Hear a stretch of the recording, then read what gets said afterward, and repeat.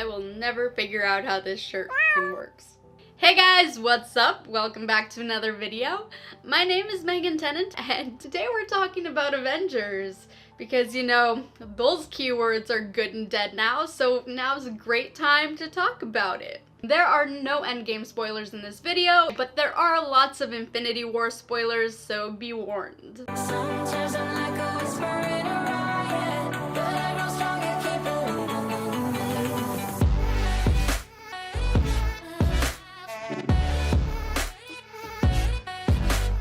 So when I set out wanting to cover an Avengers topic, because, again, keywords, so, you know, this video here, yeah, I wanted to cover something that hadn't been excessively covered before, but it turns out that's really difficult because literally everything has been covered. Thanos could take a lot of punishment. And despite my degree in biology, turns out I can't calculate the tensile strength of Titan asshole.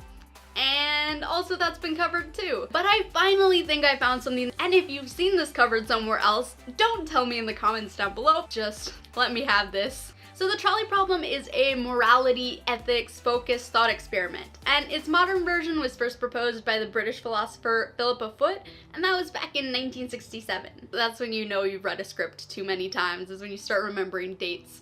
Now, over the years, there have been tons of variations on it, but the modern version can be summarized as this. You are driving a trolley. Because she was a British philosopher, and she didn't factor in the fact that us US people don't know what the word trolley means. Anything from the trolley, dears? Trolley equals train. That's the translation you need there. And on the track ahead of you are 5 workmen that you will run over. Now, you can steer to another track, but on that track is 1 person you would kill instead of the 5. Most people can agree that in this scenario, the correct thing to do is to pull the lever and kill 1 instead of 5. It's tricky. I mean, on the one hand, if you ascribe to a purely utilitarian worldview. But once you start getting into some of the many variations of this, the answer gets a little more dicey.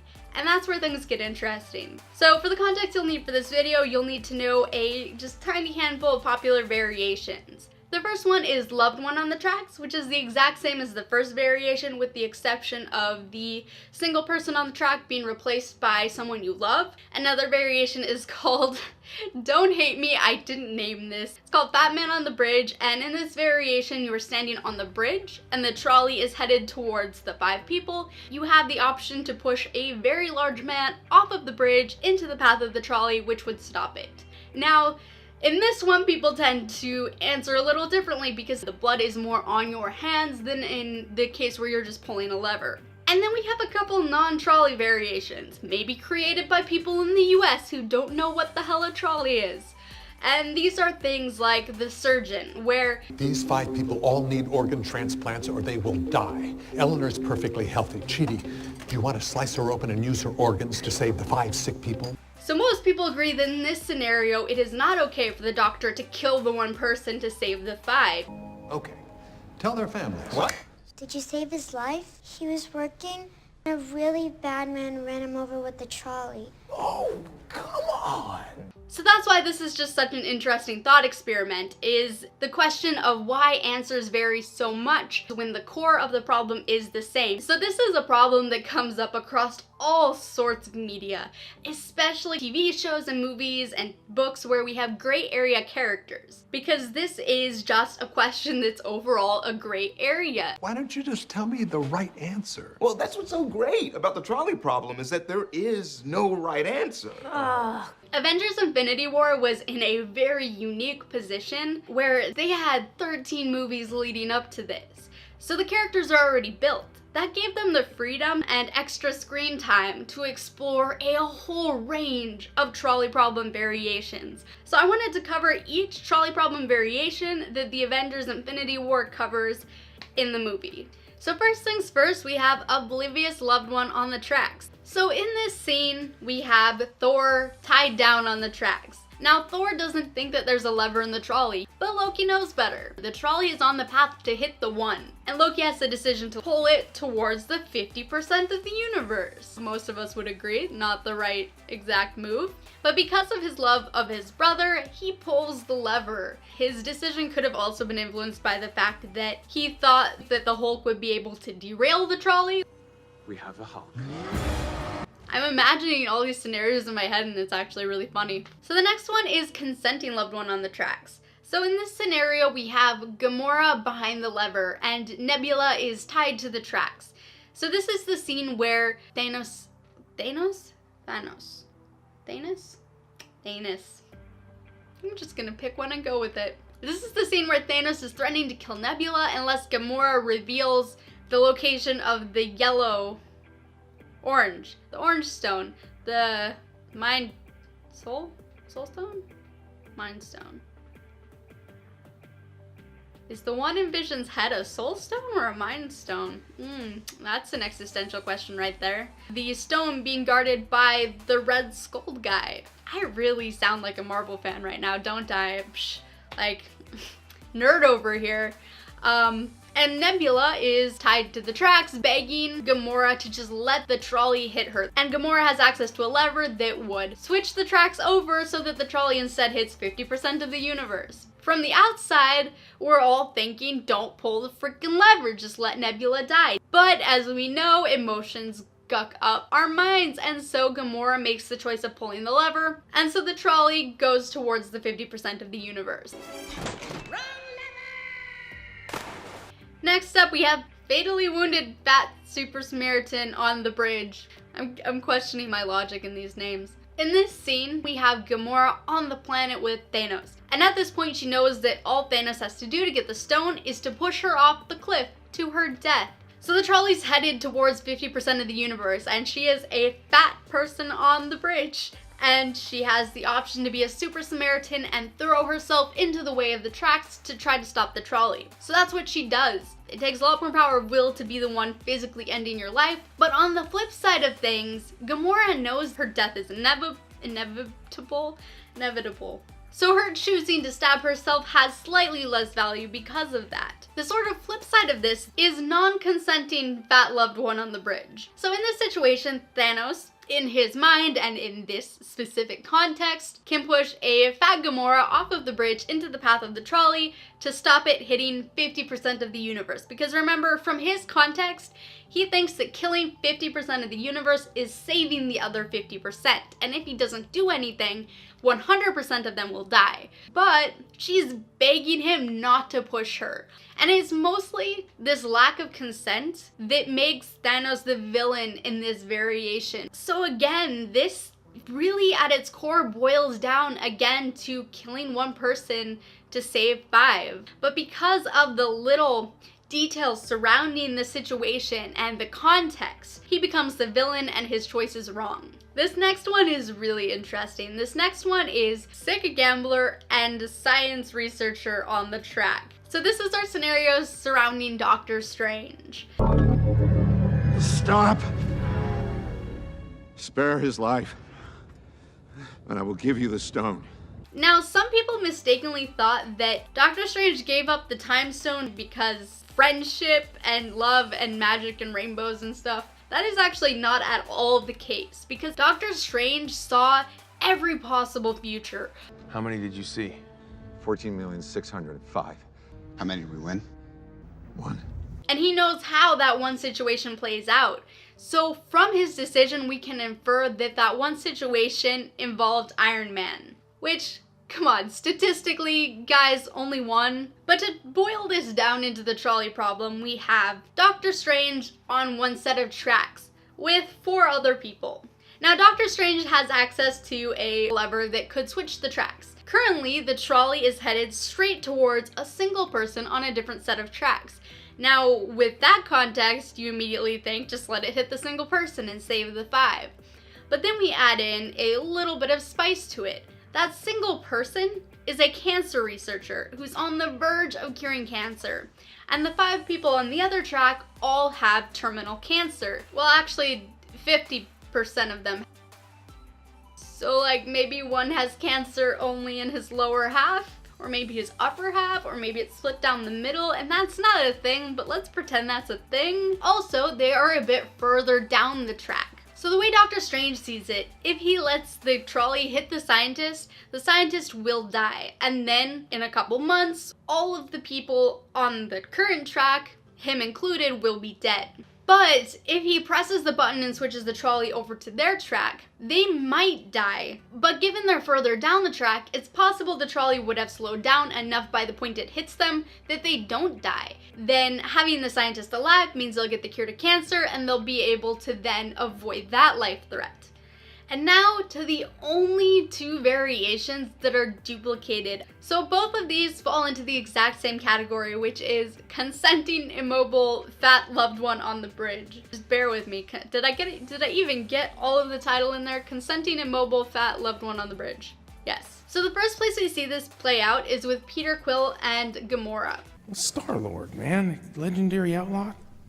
And the first time this is brought up is when they're in the spaceship, and Gamora tells him that if Thanos has her, that Peter Quill needs to kill her because she has information that if he gets it will lead to the death of 50% of the universe. Now what I find really interesting about this specific scene is that Peter Quill says, Why does somebody always have to die in this scenario? and I'd like to think that that's a direct nod to the trolley problem on the part of the writers. So obviously this scenario ends up actually coming up later when they're on nowhere and Thanos has Gamora trapped. And Peter Quill has a gun trained on her and she's begging him to push her off into the path of the trolley to save the 50% of the universe. Excuse you, those are claws. Khajiit's here now. The really interesting thing here is less what Peter Quill does and more...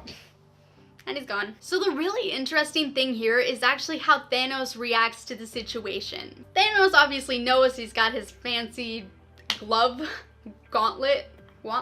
So he knows that Peter Quill can't actually kill Gamora. So he actually eggs Peter on. You promised. She's asked, hasn't she? Because everything he's chasing surrounds a trolley problem, where he thinks that no one else has the strength and the power of will to make the decision that needs to be made. No, daughter. You expect too much from him.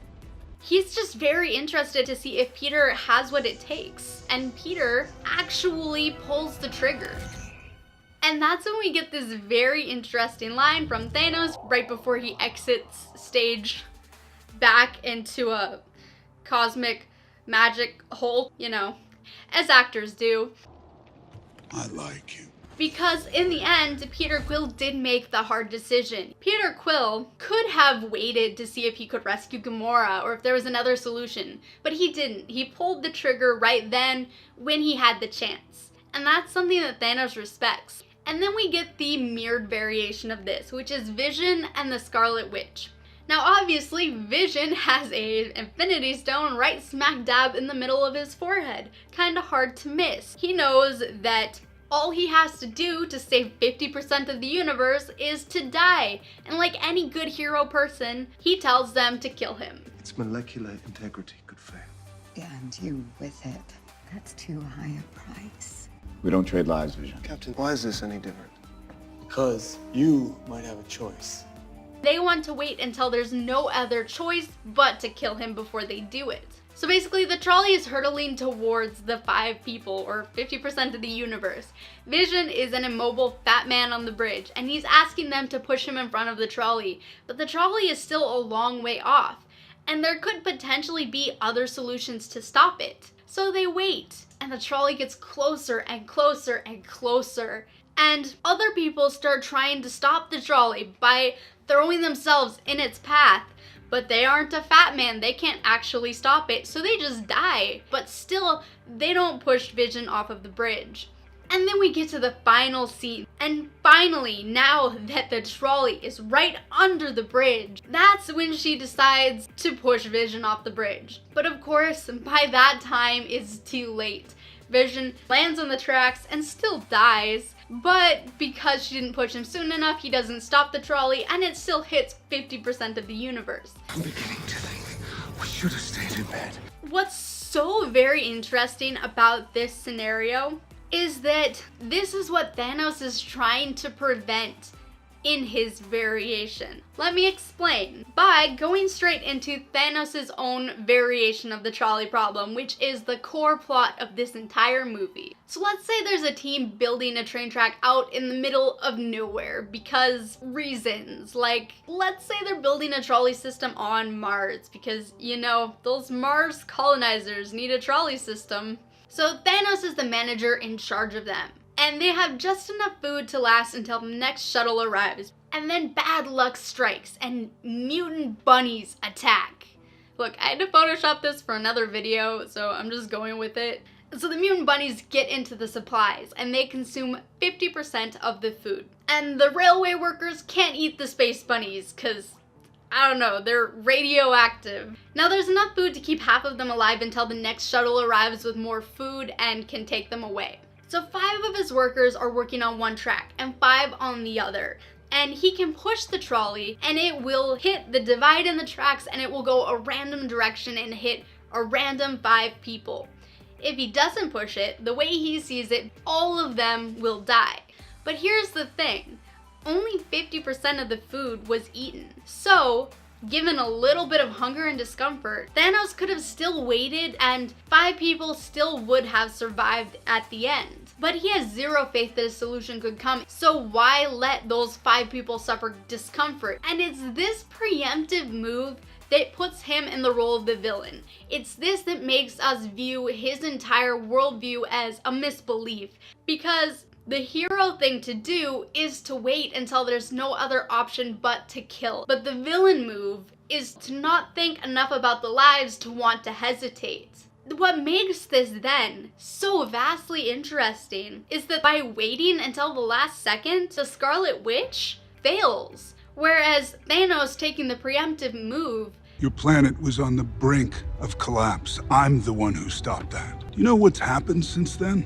The children born have known nothing but full bellies and clear skies. It's a paradise. So despite the fact that he's ultimately the villain, his decision in the trolley problem is the one that led to a successful outcome. So it's really interesting to think about what the writers were trying to say here. And it's also worth mentioning that most of the Infinity Stones are in the hands of Avengers. The way Thanos sees it, they've had the tools to fix the resource issue in their hands, but they're not gonna use them. It's something in the future and they don't care about it yet. When we faced extinction, I offered a solution.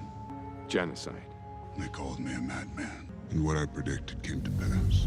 In his mind, the only way to actually save people is to take the preemptive move. Like every good villain, in his mind, he isn't really a villain. I'm a survivor. Who wants to murder trillions? With all 6 stones, I could simply snap my fingers. I call that mercy. He's doing what no one else has the power of will to do. And yes, there are lots of arguments. Some people say, why didn't he just snap his fingers and double resources? Well, because we already found out that he can only temporarily alter reality. So then why doesn't he just snap his fingers and reallocate resources? Well, because that would have to be done on a situation per situation basis. It would take years. It's just not manageable. In his mind, the only solution is to do the one snap and everything is solved. A small price to pay for salvation. You're insane. If life is left unchecked, life will cease to exist. You don't know that! I'm the only one who knows that. At least I'm the only one with the will to act on it. What adds even more to this is the fact that at the end of the movie, he doesn't wave around his gauntlet and flex. He doesn't take money or control of anything. He legitimately just steps out of the picture and watches the sunset. And this proves to us that his intentions were, from the beginning to the end, always just as he said they were. I think the hero versus villain situation is best represented by the traditional trolley problem versus the surgeon trolley problem. At their core, they're the same, but it's the methods by which we reach the results that matter in terms of morality and ethics. Context matters, because otherwise you can twist anyone's narrative to make them look however you like. I know. Now, one last thing that I found really interesting, and it could just be based on what screen time characters got, but you'll notice that every person who had a solid variation of the trolley problem ended up dead by the end of Infinity War. Now, I've already watched Endgame, so I now know what happens, but I'm not going to speculate on that here because no spoilers. But if you guys would like me to cover a video then addressing how Endgame plays with the trolley problem and how these two tie in together, and let me know in a comment down below. And that was it for this video. Holy hell, that was a long one. If you enjoyed this video, it would make me so happy if you could subscribe, like, and share. The sharing really helps. If you like dark dystopian novels, new adult, Alethea is available in hardcover, paperback, and ebook. If you don't like books, you can always support us on Patreon at patreon.com/CloudKittenChronicles. It helps keep the lights running. Thank you so much for watching. As always, I will see you in the next video.